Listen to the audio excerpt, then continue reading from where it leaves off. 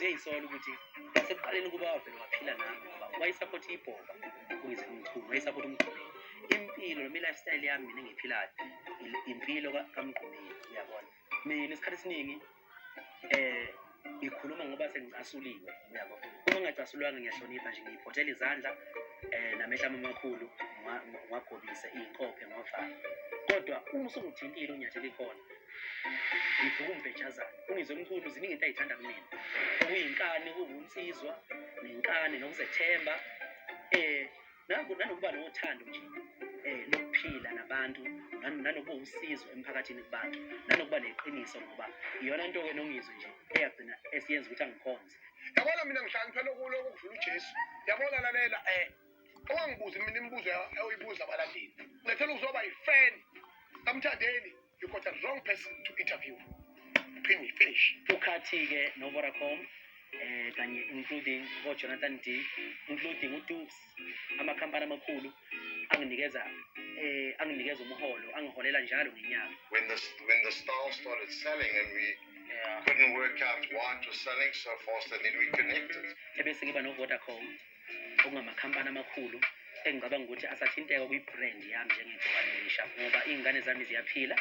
ney'ntandane zonke iy'ntandane engizaziyo ziyaphila ngoba mina angisebenzeli umndeni wami kuphela engizalwa kuwo ngisebenzela neminye imindeni lawo makhampani ngithanda ukwabonga ngoba leli hola nginikeza lona ngi-endapha ngikhulisa imindeni ngi-endapha ngiphilisa abantu abadala abayizalukazi ngi-endapha ngifundisa iy'ngane namhlanje ezinye zingothisha ezinye zingodokotela ezinye zizoba ngodokotela ngiyifundisa ngayo le madlana engiyithola kula makhampani ngicanga njengamanje ngokwe-brand kaMthandeni since umuntu esebenza naye i-focus manje ukuba busy outside South Africa nokuthatha i-brand siyise lapho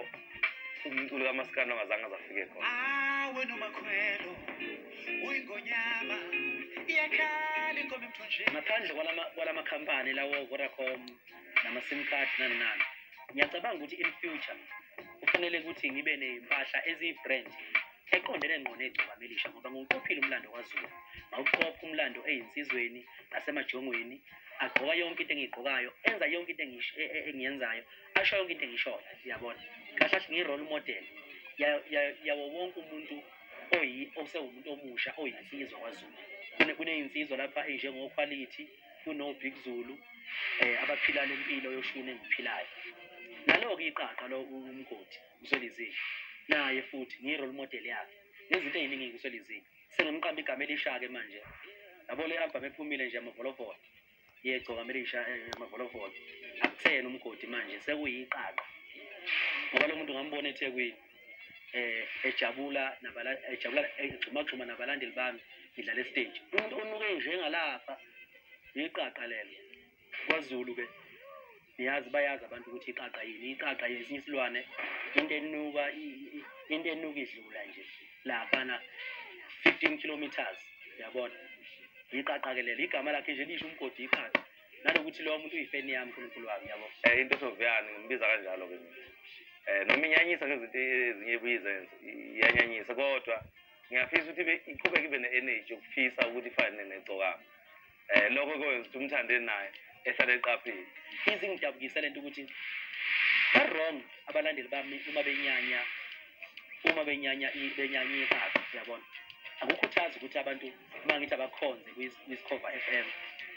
ngithi abakhonze kwi-Discover FM mhlawumbe uma ngifika emcimbini abantu abaningi bese bethi banyanya ukhuzana angiyithandi lonto because loya muntu umlandeli wami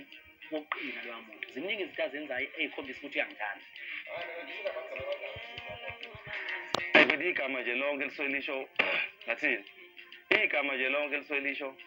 mhlawumbe uyiyekelela ungayinaki